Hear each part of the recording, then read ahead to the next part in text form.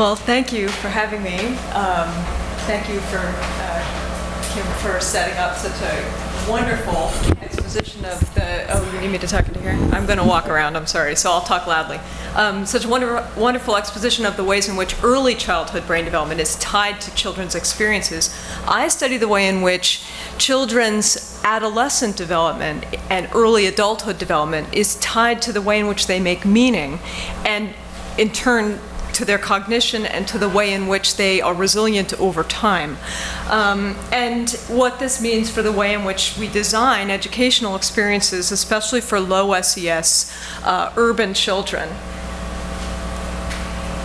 So I'm going to start my talk with a painting that was done by a colleague of mine at USC, Margaret Lazari. And if you in real life, this is like a 6 by 8 foot vibrant watercolor that's just beautiful, rich colors. And if you kind of squint in the middle, you can see these sort of white wiggly things, which kind of look like waves in the water or clouds reflecting off the sky. What they actually are is white matter from one of our participants' brains, right? So we actually took, MRI scans of the structure of a person's brain, kind of peeled off, off the scan, not off the person, right? Peeled off the cortex around the outside and look at the way in which the connectivity that's underneath that cortex is related to the person's experiences, to their cognition in various ways, to the way in which they experience emotion, especially social emotion, and especially emotions about their own self, and what that means for their stress and for their cognitive development and for their chances at life going forward. And what I love about this painting as a way to start this kind of a discussion is that Margaret hasn't painted the white matter of a person's brain kind of in a bucket in the corner where we can all kind of put on our special science glasses and stare at it. She's painted this brain floating in a rich, vibrant seascape of life. So she's got it kind of semi-sustained by the water that's kind of floating it along. She's got little weeds growing up through the bottom. She's got the sun shining down on the top, warming it. She's got these little red fish swimming by to represent kind of the spontaneity of this person's creative ideas and innovations. And what I love about this is it speaks so nicely, especially to the last talk we just heard too, about the way in which brain development is actually bolstered and supported and organized by a person's experience. We live in a world of culture, in a world of relationships, in a world of opportunities, and those experiences in that world are literally organizing the way in which our brains grow over time and what we're capable of into the future. It doesn't work. Okay. So I'm going to start by showing you a video that's from one of my experiments with college-age young adults. Looking at, in this case, admiration and compassion. So we had an experiment in which we examined the ways in which brain and body systems are coherently sort of organizing themselves around experiences of compassion or admiration for virtue, as people tell us that they're having them. And the way in which we do this work is kind of using a multifaceted paradigm. So we begin by asking a person, in this case, college-age adults, to spend 2 hours with us in a private interview in which we share with them a whole series of true stories about real people's lives and experiences. And then we ask them for each one, how does this person's story make you feel? And we videotape that interview. And so they answer and they get very comfortable kind of explaining what their reactions are, how they make meaning about things. And we can look then at things like cultural variability that has to do with experiences in the community, violence exposure in the case of low SES adolescents, things like that.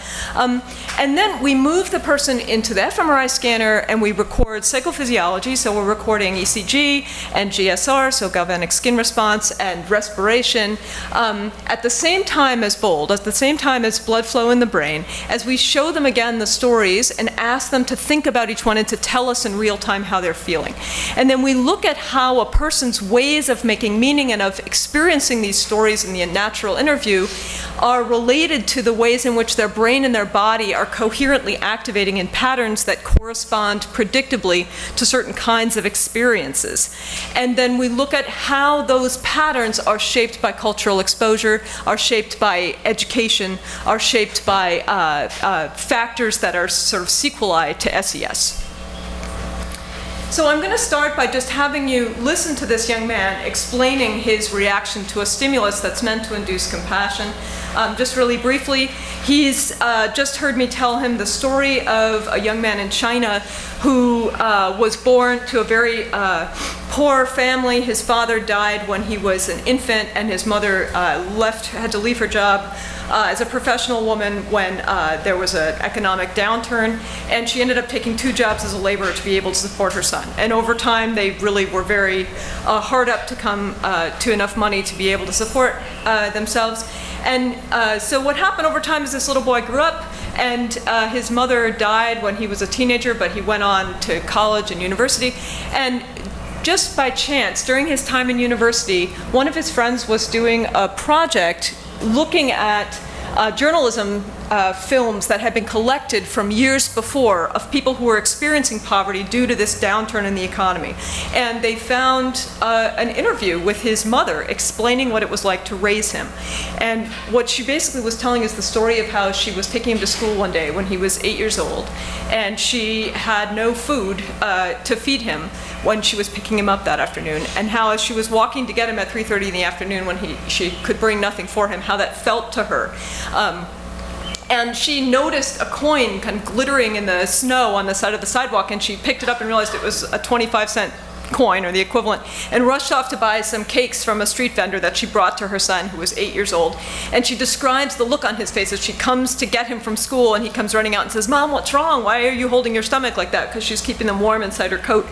And she opens up and shows him the cakes and the look on his face, and he says, "Oh, you know, these are the most delicious cakes I've ever had." He starts eating these, and then he stops and says, but Mom, you haven't had any." And she says, "Oh, no, these are the ones I saved for you. I already had mine," right?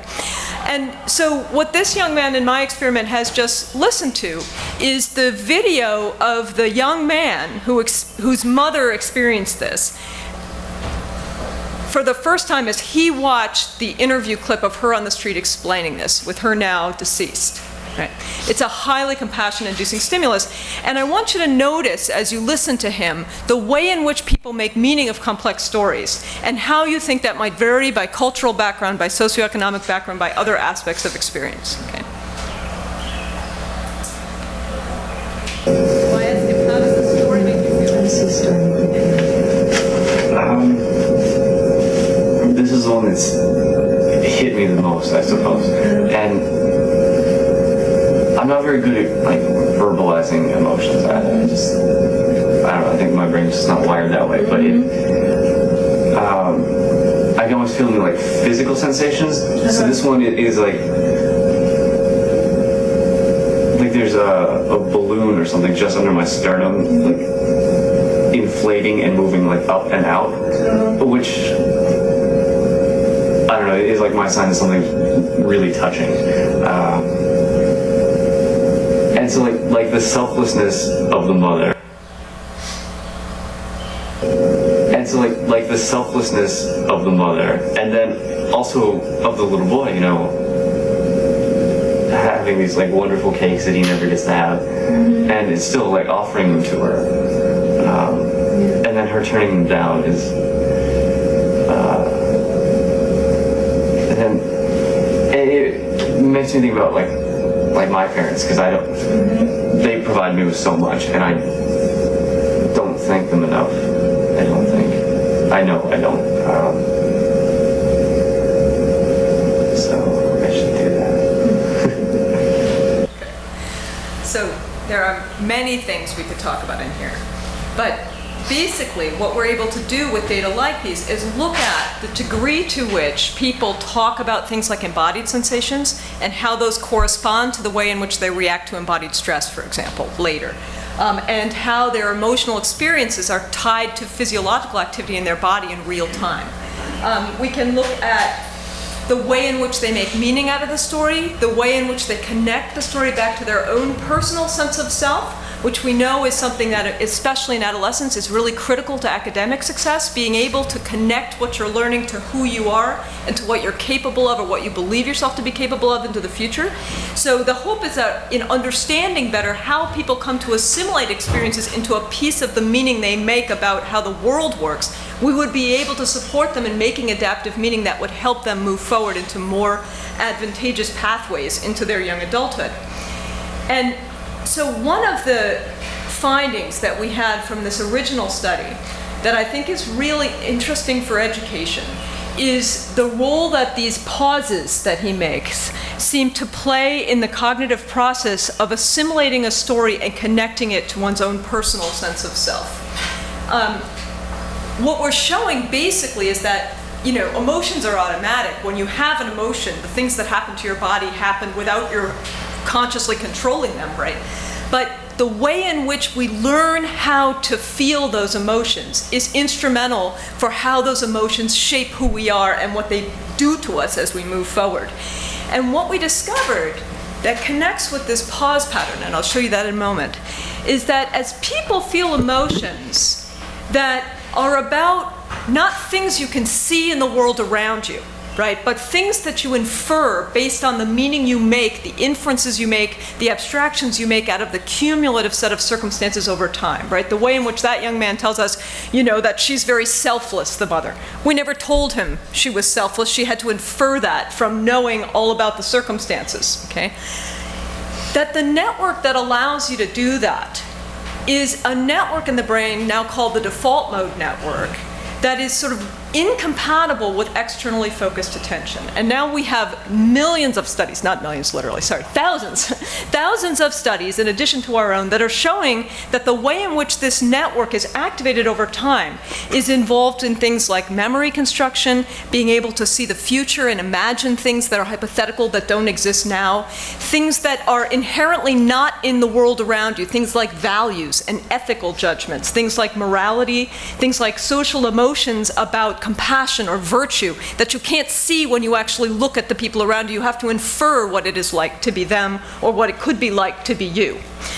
And so in the brain, we reliably get these activations only for emotions that have to do with abstract inferences that you make based on cumulative sets of sort of computations about how the world is. When we ask people to feel equivalent emotions that are about sort of here and now circumstances that you can see in front of you. So instead of compassion for social pain that this young man in China is feeling as he's watching a video of his mom tell about what it was like to feed him when he was 8 years old, right? Instead of that kind of pain, like actually seeing somebody step off a curb and break their ankle, right? Or you don't need to know anything much about that person's cumulative social circumstances in life to just appreciate that, ow, that hurt, right? When you are reacting to things that are here and now in the world, sort of appearance-oriented things, emotions like admiration for skill, when you see somebody do something really dexterously and really impressively, and you go, wow, that's so cool. But you really, again, don't need to actually know much about that basketball player, who he is off the court. You just need to be able to, you know, admire him as he's doing his famous moves in front of you. That the difference in the brain between these two kinds of emotions is actually one in which kids move and young adults move from a kind of externally oriented attention into the world, a sort of instrumental focus, if you will, on action, into a kind of reflective, inwardly focused meaning-making or narrative constructive mode.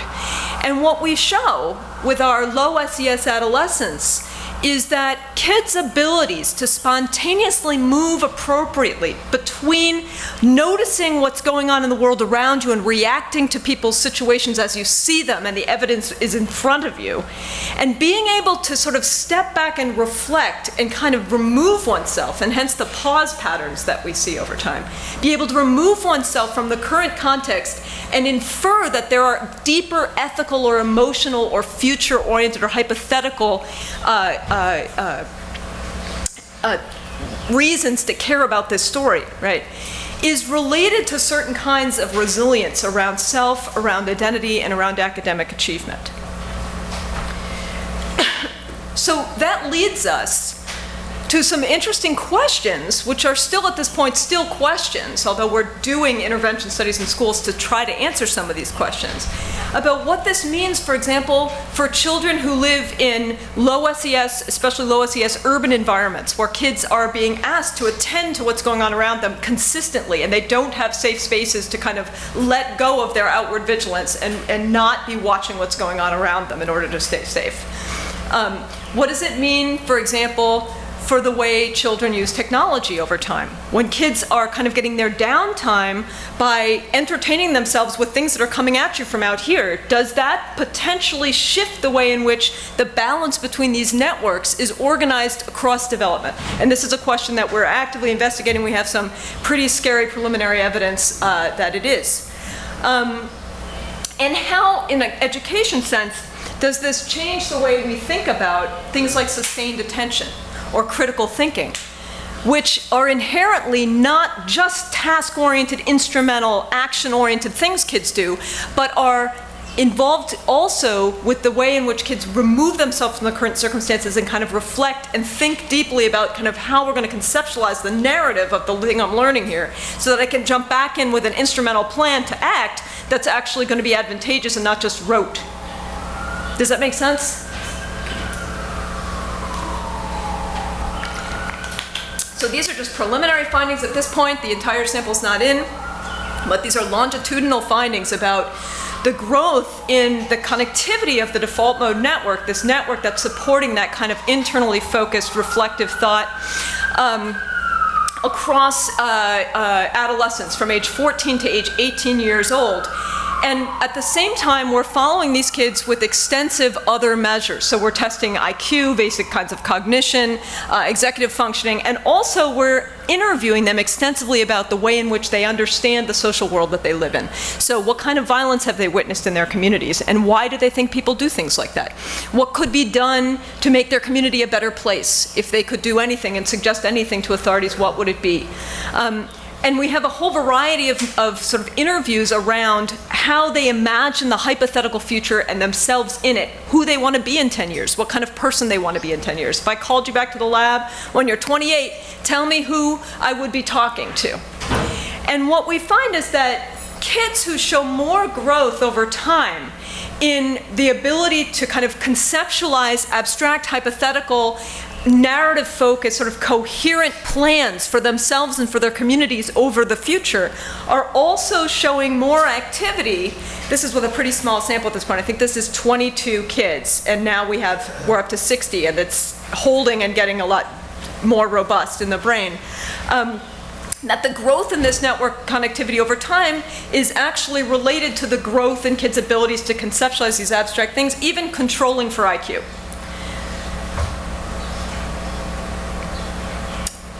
One other finding that we're kind of moving backward toward testing with the adolescents that we've been studying in young adults who are in college, so pretty high-functioning young adults, is whether we might be able to identify real-world natural behaviors that people engage in that we think are related to invoking this kind of narrative, constructive, default mode supported thinking that is going to help people move into the future if they can manage it appropriately. And so one of the things that's true about the default mode network regions inside the middle of the brain is that in the dorsal posterior cingulate cortex, which is a sort of central hub of the default mode, just ahead of there, just forward of that in the brain, is a region of the dorsal posterior cingulate cortex that's involved in controlling eye saccades and gaze. Right, in monkeys, for example. So if you kind of flash a light over here and you flash a light over there, the monkey, looks back and forth, you see spiking in this region. And it's been known for decades, right? It's been described, I should say, for decades, that when people are trying to remember things that don't exist in the here and now, they roll their eyes, they close their eyes, they look up, right? When people are trying to make meaning out of stuff that's difficult to understand, they do the same stuff. And we see these kinds of pauses in instrumental places, or gaze aversion, where people look at a blank wall in the interview or close their eyes or look down, and you might have noticed that young man doing that as he was pausing and then coming back and saying, she did this, he was selfish, and then my parents, I should be, right? So he kind of went inside and came back, reporting on making this complex meaning about his own relationship with his parents and how he should be going forward. And what we find is that, in fact, there are, I don't know if we have time for another video, but I'll just sort of point you to the transcript. This is a young woman who's kind of showing this version, this gaze aversion, where she's talking about being extremely impressed by someone's virtue. And if you look at the second half down here, she says it's really, really motivational, this highly inspirational story. And I say, what do you mean? She says, it kind of makes me reflect upon my own life and realize that considering I haven't had as many extreme, uncontrollable circumstances as all these people who've done all these amazing things right across the experiment, it makes me realize if they can do that, despite hardships, I should definitely be making more of my resources. So that kind of realization that moves people forward, that you might call a kind of inspiration, and people oftentimes describe it as inspiration, is actually related statistically to gaze aversion in the interview. So people looking away, looking up, looking to the blank wall that we always put to the side of them when they're engaged in this interview.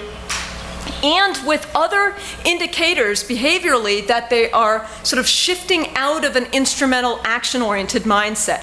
So we see their posture close, and they sort of stay without moving. They shift posture fewer times when they're in emotions that have to do with this kind of narrative construction as compared to ones where you can see and it's action-oriented and you can kind of watch the person break their leg and know that that's how you should feel, or watch the person play basketball or play the piano and know how you should feel.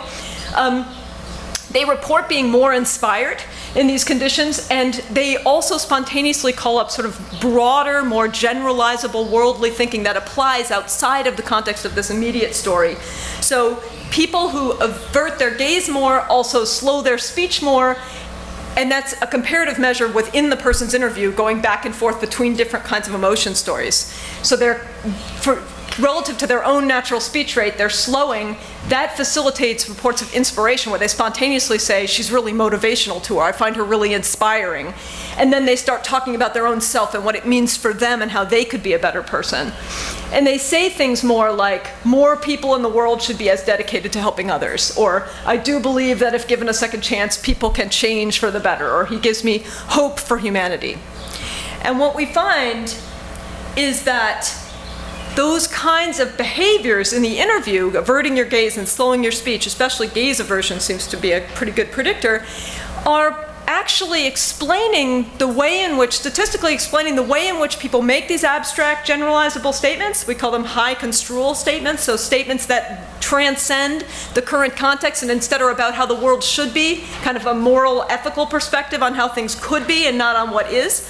And that's in turn mediated by how much they invert their gaze. So in a statistical model, for those of you who appreciate such things, the level of high-level verbal construal in the interview that's spontaneous to the question, how does this person's story make you feel, right? We don't ask anything else but that, is being explained. Well, it's related to how much they're activating a central hub of the default mode network in red, the postural medial cortex, but it's being statistically mediated by how much they avert their gaze, and in turn how much they're activating the region of the brain just anterior to the postural medial cortex that's involved in gaze control and saccades, and in turn explaining the way in which they recruit that brain network.